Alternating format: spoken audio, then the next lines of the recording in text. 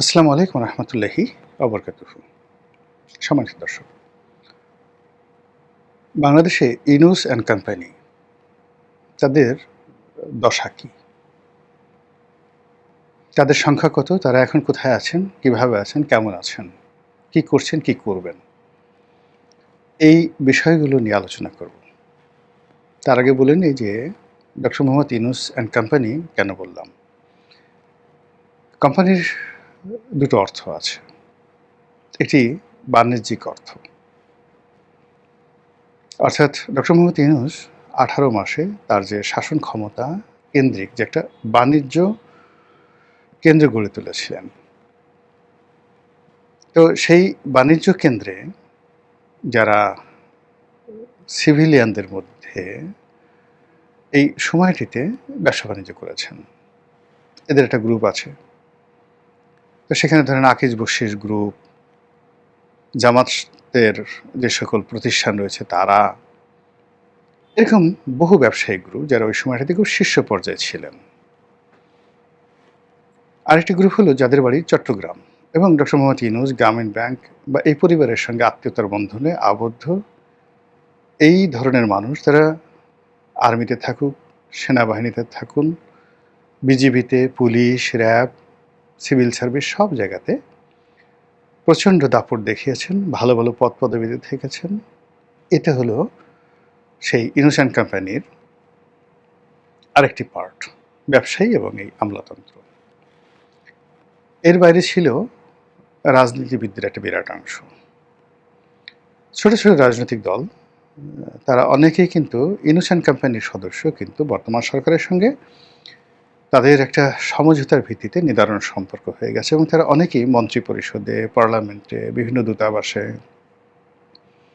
বিভিন্ন কর্পোরেট হাউসে তারা ইতিমধ্যে জায়গা করে নিয়েছেন ইউনূস অ্যান্ড কোম্পানির লোক। এর বাইরে এনজিও, ব্যাংকার। তো এনজিও এবং এই ব্যাংকিং সেক্টরে একটা বিরাট গ্রুপ। তার মধ্যে আবার দুটো শ্রেণী, একটা হলো দেশীয় গ্রুপ আর একটা হলো বিদেশি গ্রুপ।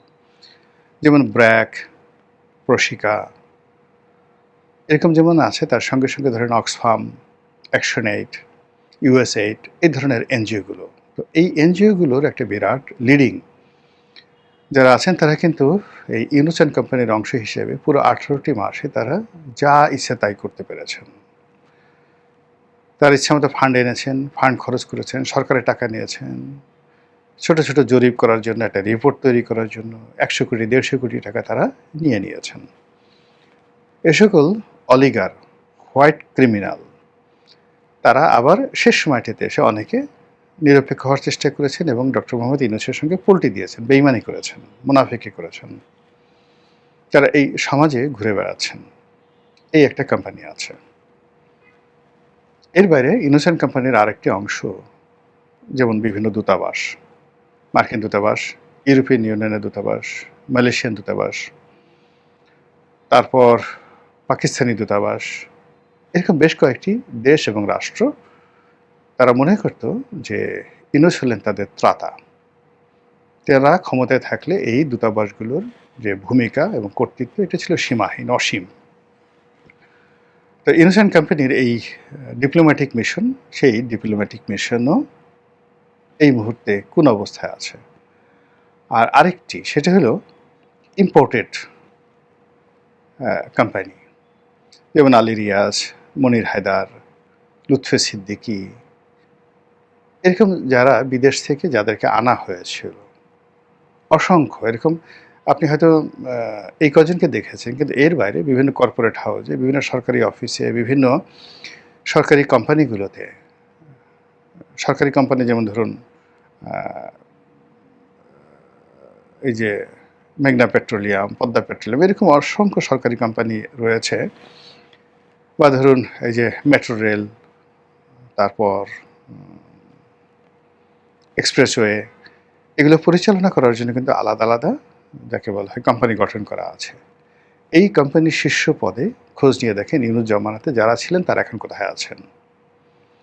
তো সব মিলিয়ে যদি ধরুন আপনি ইউনূস অ্যান্ড কোম্পানি ১৮ মাসে যারা সরাসরি এভাবে একেবারে ডাইরেক্ট রিক্রুটেড হয়েছে এবং সরকারি ফান্ড তারা নিয়েছে এবং ব্যবহার করেছে, সুবিধা ভোগ করেছে। আপনি চিন্তা করেন যে ইউনূসের জমানাতে $20 বিলিয়ন,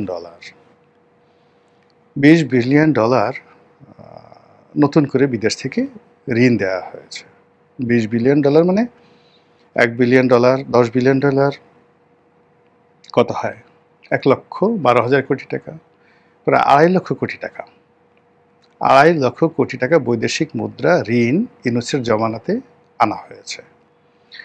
পরবর্তীতে দেখা গেল ইউনূস সেগুলো ব্যবহার করতে না পারার কারণে দাতারা এগুলো বন্ধ করে দিয়েছে। কিন্তু এই যে $20 বিলিয়ন আমরা নতুন করে ঋণ হয়েছি, শেখ হাসিনা রেখে গেছে $100 বিলিয়ন, কিন্তু ইউনূস সাহেব যখন গেছেন তখন সেটা হয়ে গেছে $120 billion, more or less $1-2 billion কম বেশি হতে পারে। তো এই টাকা কারা খেয়েছে, কোথায় দেয়া হয়েছে, এর মধ্যে কত পার্সেন্ট লুটপাট হয়েছে, কত পার্সেন্ট পাচার হয়েছে, এনজিওগুলো কত পার্সেন্ট পেয়েছে, ইউনূস অ্যান্ড কোম্পানি কত পার্সেন্ট পেয়েছে, রাষ্ট্রের কাজে কি হয়েছে, একটু হিসাব বের করেন তো।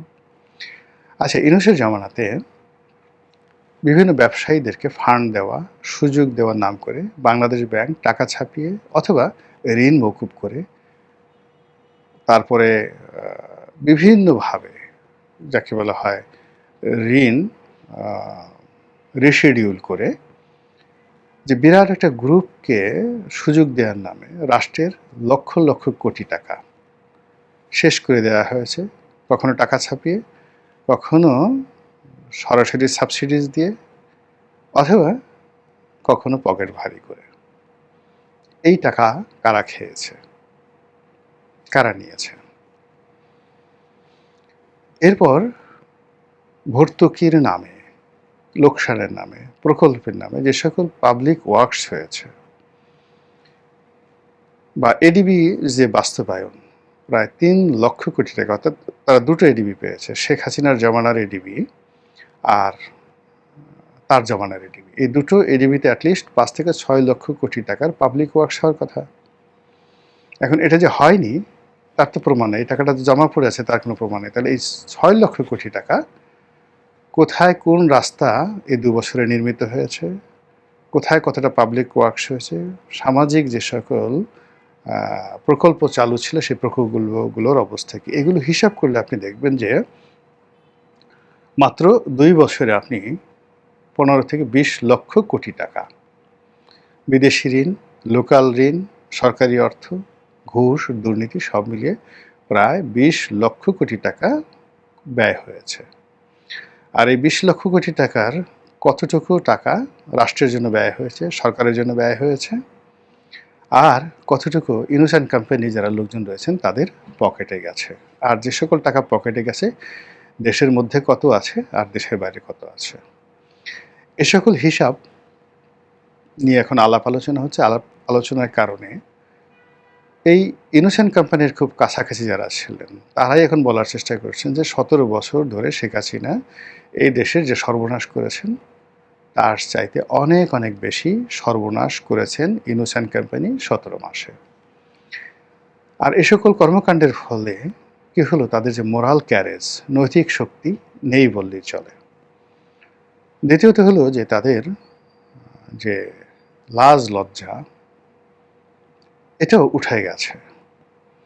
এর কারণে হলো বহু মানুষকে অপমান, অপদস্থ, লাঞ্ছিত করতে করতে করতে করতে তাদের এমন একটা অবস্থা হয়ে গেছে, আত্মমর্যাদা বোধ তাদের আর থাকে না। আপনি যে কোনো সম্মানিত লোককে অসম্মান করবেন, বাজে কথা বলবেন, গালাগাল দেবেন, এবং ভালো ভালো পদে থেকে এই কাজগুলো আপনি যখন করবেন তখন একটা সময় দেখবেন যে আপনার যে কতটুকু মূল্যায়ন আছে সেই মূল্যায়নটা আপনি করতে পারবেন না।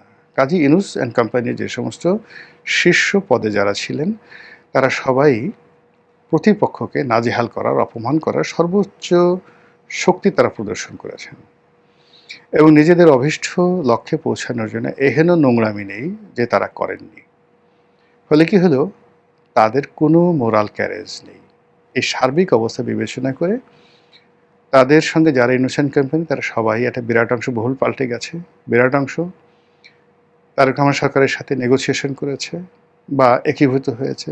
আরেকটি অংশ গা ঢাকা না দিলেও তারা চেহারা পাল্টে ফেলেছে, আরেকটি অংশ দেশের বাইরে পালিয়ে চলে গেছে, কিন্তু পেস লাগিয়ে দিয়ে গেছে। তো এই যে ডক্টর মোহাম্মদ ইউনূস অনেকেই এখন দেশের বাইরে, তারা কি আবার আসবেন? এবং প্রতিনিয়ত যাচ্ছে। তো যারা যারা যাচ্ছে, এই যে ফারুকী নামে একজন উপদেষ্টা ছিলেন, নাট্য নির্মাতা, তার স্ত্রী তিশা, তারা দুজন অস্ট্রেলিয়াতে গেলেন। কী জন্য গেলেন, কী কারণে গেলেন সেটা ডাজ নট ম্যাটার, কিন্তু মানে প্রচণ্ড রকম একটা ঝাঁকুনি তৈরি হয়েছে ইউনূস অ্যান্ড কোম্পানির মধ্যে।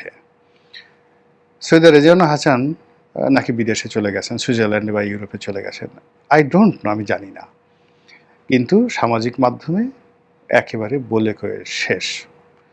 আমার ডিপার্টমেন্টের শিক্ষক ডক্টর আসিফ নজরুল, তিনি বিশ্ববিদ্যালয় ক্যাম্পাসে আছেন, ঘোরাফেরা করছেন ক্যাম্পাসের মধ্যে, কিন্তু সামাজিক মাধ্যমে তাকে নিয়ে নানা রকম গুজব ছড়ানো হচ্ছে।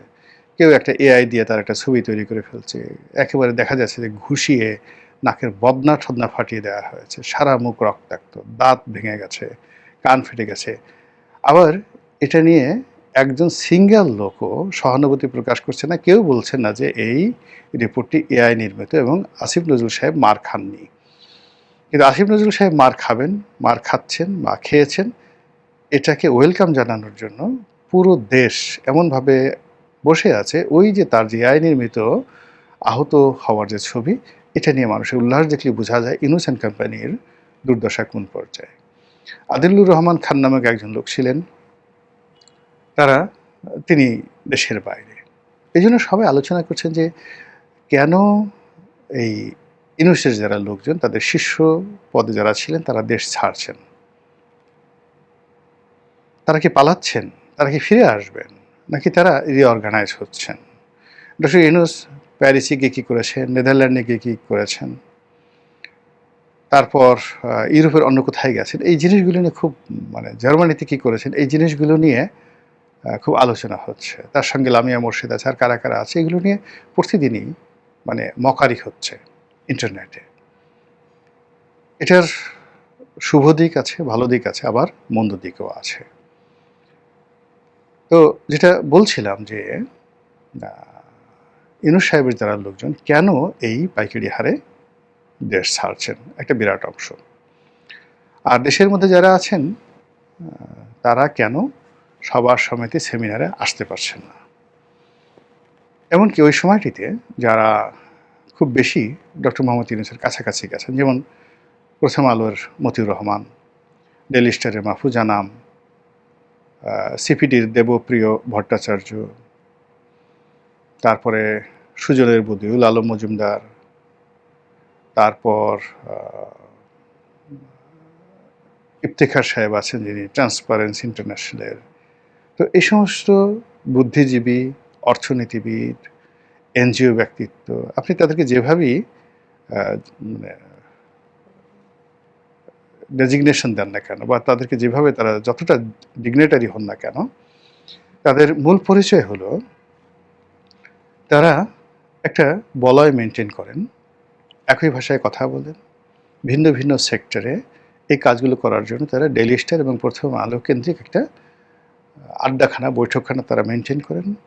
এবং তাদের অনেকের পেছনে ভারতের হাত আছে, অনেকের পেছনে আমেরিকার হাত আছে, এবং তারা দেশের চাইতে বিদেশি যারা লোকজন আছে তাদেরকে বেশি পছন্দ করেন। এবং এই বাংলাদেশে কিচ্ছু হবে না, নির্বাচন হবে না, এই বাংলাদেশের লোকজন ভালো না, লেখাপড়া নাই, মানে ইন্টেলেকচুয়ালি এই লোকগুলো পুরো বাঙালির যে জাতিসত্তা রয়েছে, বাঙালির যে গ্লোরিয়াস ডে রয়েছে, আমাদের ভাষা, শিল্প, সাহিত্য, সংস্কৃতি এবং আমাদের রাজনীতি এবং এই ভূখণ্ডের যে একটা আধিপত্য, 2000 বছর ধরে আমরা পৃথিবীর মধ্যে সবচেয়ে আকর্ষণীয় একটি রাষ্ট্র ছিলাম। ছোট রাষ্ট্র হোক বা ধরুন খুব শক্তিশালী না হোক, কিন্তু আজ যেভাবে মোনাকোর কথা বলতে পারেন, কাতারের কথা বলতে পারেন, দুবাইয়ের কথা বলতে পারেন, সিঙ্গাপুরের কথা বলতে পারেন, বহু শতাব্দী ধরে আমাদের বহু নগর, আমাদের এই বাংলা বিহার উড়িষ্যাতে উজ্জয়িনী, আমাদের এই বাংলা বিহার উড়িষ্যাতে মুর্শিদাবাদ, কলকাতা, ঢাকা,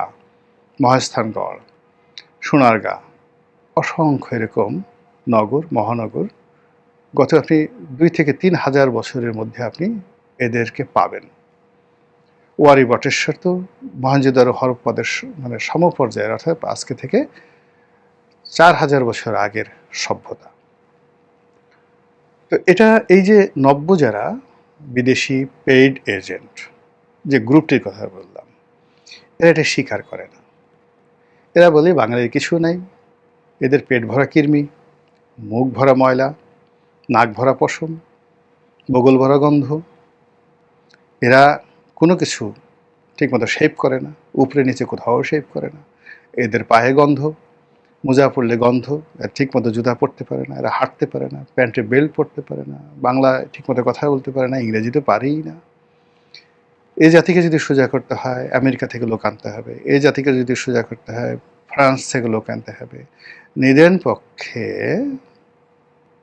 কলকাতা থেকে দিল্লি থেকে লোক আনতে হবে। এইরকম গত ৩০-৩৫ বছর ধরে এই গ্রুপটার সৃষ্টি হয়েছে আসলে ৯২-৯৩ সনে। এই ৯২-৯৩ সনে এই যে গ্রুপটা তৈরি হয়েছে, এর আগে এদের অস্তিত্ব ছিল না। এরশাদ জামানাতে এরা ছিলেন না, জিয়াউর রহমান জামানাতে ছিলেন না, বঙ্গবন্ধু জামানাতে এদের অস্তিত্ব ছিল না। এই যে নব্য একটা গ্রুপ তৈরি হয়েছে, এই গ্রুপটা 100% এফোর্ট দিয়েছে ডক্টর মোহাম্মদ ইউনূসের সঙ্গে। আর সেই গ্রুপটির একটা বিরাট অংশ একেবারে পট পরিবর্তনের সঙ্গে সঙ্গে তারেক রহমান সাহেবকে মাথায় করে নিয়েছে, তাকে অবতার বানিয়ে যে ফায়দা লোটার চেষ্টা করেছিল, সেই ফায়দাটা এখনো পর্যন্ত হয়নি। এদিকে ইউনূসের সাথে সম্পর্ক ভালো ছিল, আবার বিএনপির সাথে একেবারে সম্পর্ক খারাপ নয়। অন্যদিকে জামাতের প্রতি প্রচণ্ডভাবে দুর্বল এরকম একটি বুদ্ধিজীবী গ্রুপ, তারাও ভীষণভাবে ইউনাইটেড হয়ে গেছে। তো সব মিলিয়ে যে চাপ, এই মুহূর্তে যে চাপ, রাজনৈতিক চাপ, এটা আওয়ামী লীগ তো ফিল্ডে নেই। এই প্রথম চাপটা আসবে ইউনূস অ্যান্ড কোম্পানির উপর। এবং যেহেতু এরা বুদ্ধিমান, যেহেতু এরা ১০ ঘাটের পানি খাওয়া, কাজেই তারা এই বর্তমান পরিস্থিতিতে যাদের দেশ ছেড়ে যাওয়া দরকার তারা যাচ্ছে, যারা চুপ থাকার দরকার তারা চুপ থাকছে, যারা সরে থাকার দরকার তারা সরে থাকছে, যারা আবার নতুন করে দালালি করার সুযোগ পাচ্ছে তারা ঠিক সেইভাবে নতুন দালালি শুরু করছে। আর এর প্রেক্ষিতে নানা রকম গুজব ছড়িয়ে পড়ছে। দেখা যাক কোথায় গিয়ে পরিস্থিতি কিভাবে সমাপ্ত হয়। আসসালামু আলাইকুম রহমতুল্লাহি ওয়া বারাকাতুহু।